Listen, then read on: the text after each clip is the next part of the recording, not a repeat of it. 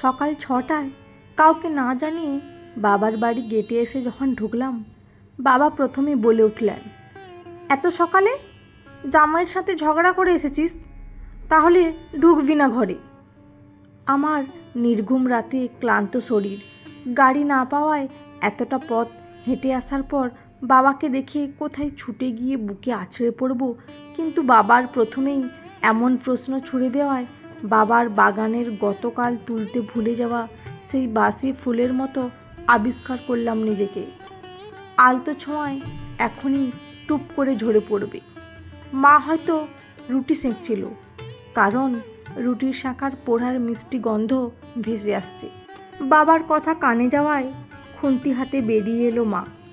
আমাকে দেখে প্রথমেই চওড়া হাসি দিয়ে পা বাড়াতেই বাবা আবার হুঙ্কার দিয়ে বলে উঠল, মেয়ে বাপের বাড়ি আসবে ভালো কথা, ওকে বলে দিও ঝগড়া ঝামেলা করে এইখানে এলে আমার ঘরে কোনো জায়গা নেই। বাবার কথা মা খুব একটা অমান্য করে না, কিন্তু এই কথা যেন মায়ের কানেই যায়নি। মা ছুটে এসে আমাকে ধরে। আমার হাত পায়ে তীব্র কাঁপুনি শুরু হয় মায়ের এমন আদর মাখা হাতের স্পর্শ পেয়ে। মা উৎকণ্ঠা নিয়ে বলে ওঠে, কী রে মণি, জ্বর নাকি তোর? আয় ভেতরে আয়। আমাদের একতলা বাড়ি, চারিদিকে বাগান আর গাছপালা। গাছপালা না, ওগুলোকে ঝোপ বলাই ভালো, পরিষ্কার করার কেউ নেই তাই। রান্নাঘর, বিশাল বারান্দা আর 4টা রুম। এইটা দাদুর আমলের বাড়ি। এই শহরে এমন জায়গায় এমন বাড়ি সবার কাছেই অদ্ভুত লাগে।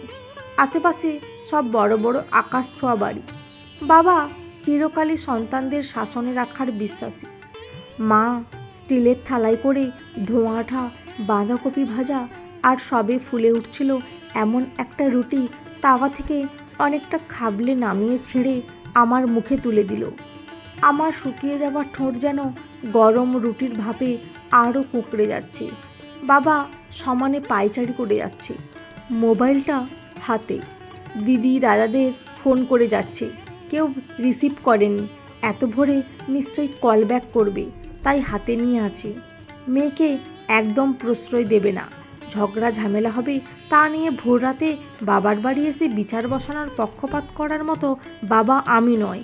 ওকে বলে দাও আমি মোটেও মেয়ের আবদারের প্রশ্রয় দেব না, এতে মেয়ের সংসার টিকবে না। আমি মায়ের দিকে তাকাতেই মা চোখ টিপে খেয়ে নিতে বলে। আমার হাতে থালা ধরিয়ে দিয়ে উঠে গিয়ে বাবাকে বলে, মিতা আসুক, ও কথা বলবে, তুমি একটু শান্ত হও। আমরা তো জানি মনি এমন হুটহাট করে কাজ করার মেয়ে নয়, নিশ্চয়ই কিছু হয়েছে, আমি বুঝিয়ে পাঠিয়ে দেব। মায়ের কথাটা শুনে রুটিটা যেন গলায় আটকে গেল। কেউ একেবারের জন্য জানতেও চাইছে না যে কি হয়েছে, কেন এসেছি, 2 বছরের ঘুমন্ত বাচ্চা ফেলে কেন পালিয়ে এলাম। আমরা 4 ভাই বোনের মধ্যে আমি সবার ছোট। বড় দিদি আর দাদা কাছাকাছি বয়সের, আমার সাথে ওদের পার্থক্য প্রায় 15 বছরের মতো। ছোট দাদার সাথে 5 বছরের পার্থক্য। ছোটবেলা থেকেই বড় অভিমানী আর আত্মসম্মান বোধ ছিল আমার। বাবাকে দেখেই শেখা হয়তো।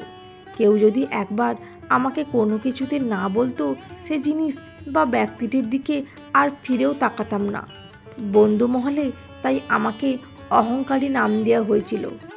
নিজের অনিচ্ছা সত্ত্বেও বাবার পছন্দে গাড়ি বাড়িওয়ালা এক সুপাত্রের সাথে বিয়ে হলো। বিয়ের 2 দিনের মাথায় বুঝে গিয়েছিলাম এদের ঘরে কোনো কিছুর অভাব না থাকলেও ঘরে মেয়েদের প্রতি সম্মান দেখানো মনোভাবের বড্ড অভাব, যেটা বাবা রাগী মানুষ হলেও আমাদের ঘরে ছিল না। শিমুল কথায় কথায় বাপের বাড়ি নিয়ে কথা বলে। ও মায়ের কথা শুনে ভালো খারাপ বিচার না করেই কথা শোনায় আমাকে। শাশুড়ি মায়ের মনে হাজার চেষ্টা করেও নিজেকে যোগ্য করে তুলতে পারিনি। কখনো লিমিট ক্রস না করলেও মুখের কথা, সারাক্ষণ ঝগড়া ঝামেলার এক সময় আমি ক্লান্ত হয়ে পড়ি। আমাকে চাকরি করতে দেওয়ার কোনো প্রয়োজন তাদের নেই, সব আছে তো। সত্যি সব আছে, দামি শাড়ি, দামি ব্যাগ, হাত খরচের টাকা, তবে নেই শুধু মানসিক শান্তি। যে 2টা মানুষের সাথে সারাটা দিন কাটাতে হয়, সেই মানুষ দুটো যদি আপন না হয় তবে বাইরে থেকে তাকালে এইটাকে কোনো সমস্যা মনে হবে কেন? সমস্যার আওতায়ও আনা যায় না। মানুষ কত কষ্টে আছে, খেতে পারে না, পরতে পারে না, জামাই মদ খায়, মারে, টাকার জন্য চাপ দেয়। শ্বশুরবাড়িতে দেবর, যা, ননদ, কত ঝামেলা।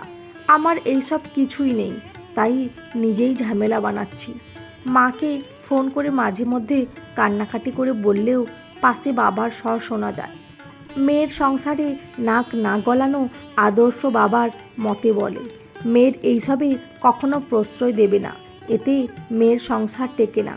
মাও আমাকে আশ্বাস দেয়, ঠিক হয়ে যাবি, তোরই তো সংসার, সব তো পাচ্ছিস, কয়জন পায় এমন? আমি দীর্ঘশ্বাস ফেলি, যা মোবাইলের ও প্রান্ত থেকে এ প্রান্তে আসে না। সারা জীবন আত্মসম্মান বোধটাকে একটু একটু করে জ্বালিয়ে সংসার খেলাপাতি ছেলের সাথে খেলতে বসি। শিমুলকে বাবা ফোন করে জানিয়েছে সব। বাসায় এসে দুপুরে খেয়ে যাওয়ার জন্য বলেছে। সে ভদ্রতা ঝরে পড়া কণ্ঠে জানালো তার অফিসে কাজ আছে, সন্ধ্যায় আসবে। তখন বাবার সাথে দাবা খেলা হবে। বাবা খুব আপ্লুত এমন মেয়ের জামাইয়ের জন্য, বিরক্ত মেয়ের ওপর। দিদি এসে গেল, কাছেই ওর বাসা। আমি এখন নিজের জন্য থাকা সে রুমে। দিদির বয়স এখন 40 ছুঁই ছুঁই, চাকরি করে, তাই সালোয়ার কামিজ পরে, তাই এত বয়স লাগে না। দিদির যখন বিয়ে হয় তখন আমার বয়স 10। দিদি 4 দিনের মাথায় এক সকালে এইভাবে চলে এসেছিল। আমি তখন কিছুই বুঝতাম না। সেবার ওকে পাঠিয়ে দেওয়া হলো, আবার 1 বছর পর এলো। আমি ঘুমন্ত ভেবে দিদিকে আমার খাটে বসিয়ে বৌদি বুঝাচ্ছিল, শরীরের সুখটা কি সবচেয়ে বড়? দেখো না, সমাজে এই কারণ কি তুমি সবার সামনে বলতে পারবে? আর তো কোনো অসুবিধা নেই, অ্যাডজাস্ট করে নাও। আরও অনেক কথা হয়েছিল সেদিন, না বুঝলেও এখন মনে পড়লে মাঝে মধ্যে মধ্যরাতে জানালার পর্দার ফাঁক দিয়ে গলে আসা হিম বাতাসের মতো কাঁপুনি দেয় শরীরে। দিদির এখন বিশাল সংসার, একাই কর্ত্রী সে। কিন্তু মাঝে মধ্যে আমি ওর দিকে তাকাই যখন, একটা সূক্ষ্ম একাকিত্ব দেখতে পাই, যেন স্থির কোনো বৃক্ষ। দিদি বেশ ব্যস্ত ভঙ্গিতে আমার কাছে ঘটনা কি জানতে চাইল। আমি আসলে বলার মতন কোনো উপযুক্ত ঘটনা পেলাম না, কারণ আমার যে সে ঘরে দম বন্ধ হয়ে আসে, নিত্যকার ছোট মানসিক অশান্তি, খোঁটা, আমার মূল্যায়ন না হওয়া, আমি যে আলাদা একটা সত্তা, সেটা তারা যে দিব্যি ভুলে যায়, এইসব ঠিকঠাক গুছিয়ে বললেও দিদি বলে, আমার স্কুলে এক টিচার আছে, খুব কষ্ট করে সংসার চালায়, হাজব্যান্ড খোঁজ অবধি নেয় না, 2টা ছেলে, মা বাবাও দেখে না, রোজ বাচ্চাগুলো নিয়ে স্কুলে আসে, সকাল থেকে রাত অবধি কাজ করে, তাও ঠিকঠাক চলে না সংসার। স্বামীকে ঘরে আনার কত চেষ্টা, তার চেয়েও কি বেশি খারাপ আছিস নাকি তুই? আমি উত্তর দিতে পারি না, তাকিয়ে থাকি। দিদির চোখ আর মুখ এক কথা কিন্তু বলছে না। সেও তা বলছে যা সে শুনে এসেছে। দিদির মুখে মুখে তর্ক করার সাহস কোনো কালেই ছিল না, তাও আজ একটা প্রশ্ন না করে পারলাম না। অনেকের চেয়ে ভালো থেকে তুমিও কি ভালো থাকতে পেরেছো দিদি? এত বছর পরও কেন তোমার চাপা নিঃশ্বাস আমি শুনি?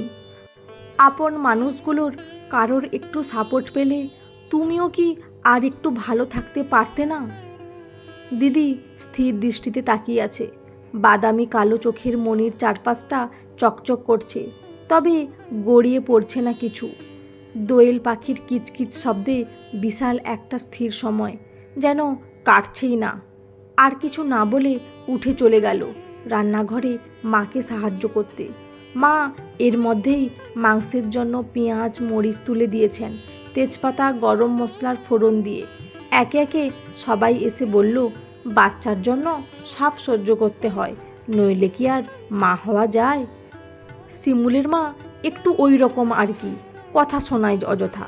কিছু মানুষ থাকে এমন, কারো সুখ সহ্য করতে পারে না। সংসার তো তোর, তাই না? আমার দৃষ্টি স্থির হয়ে আছে বাড়ির দেওয়াল ঘেঁষে দাঁড়িয়ে থাকা পুরনো কালো চামড়া ধারণ করা সেই আম গাছটার ওপর। কেমন স্থির! আমের দিনে আম দেয়, কোনো যত্ন ছাড়া, বাকি সময় ওইভাবেই থাকে। আমরা সেই গাছের কত চামড়া তুলে খেলতাম, দোলনা লাগিয়ে খেলতাম, এরপর ভুলে যেতাম আছে নাকি নেই সে গাছটা। আমরা আমাদের অস্তিত্বকে ঠিক এমন বানিয়ে ফেলি একসময়। দিদি আমার কাঁধে হাত রেখে বলে, মেয়েরা আসলে এমনই একটা নারী বৃক্ষ। শিমুল বাড়ি এলো, ভালো খাওয়া দাওয়া করলো, হেসে কথা বলল, আলোচনা বসলো, দেশ রাজনীতি কত কিছু। কাল রাতের সে বিশ্রী ভাষার কথাগুলোর সাথে এই মানুষটার কোনো মিল নেই। রাতে ওর সাথে বাসায় ফিরে এলাম, একটা কথাও হয়নি আমাদের। আমার এমন দুঃসাহসিক বেয়াদবির শাস্তি হিসেবে কাজের মেয়েটা বিদায় দেওয়া হলো। ঘরে বসে কোনো কাজ না করে খেয়ে দিয়ে আমি দুঃখ বিলাস করছি। পরের দিন ওয়াশরুমে টুলে বসে শিমুলের শার্টের কলার পরিষ্কার করছিলাম, দুই হাতে হাঁটুর ওপর তুলে। শিমুল আর একটা শার্ট ওয়াশরুমের ফ্লোরে ছুঁড়ে দিয়ে ব্যঙ্গস্বরে বলল, খুব তো গিয়েছিলে বাপের বাড়ি, রাখলো, সেই তো গছিয়ে দিল আবার। অন্য সময় হলে আমার এই কথা কান্না আসতো কিংবা প্রতিবাদ করতাম। আজ যেন কথাটা আমিও সত্য মেনে জামার কলারটা পরিষ্কার করায় মনোযোগ দিলাম, যেন তেমন কোনো কথাই না এটা। দিদির কথাটা মনে পড়ল আবার। মেয়েরা এইভাবে ধীরে ধীরে নিজেকে বৃক্ষ বানিয়ে ফেলে। মেয়েরা আসলে একটা নারী বৃক্ষ।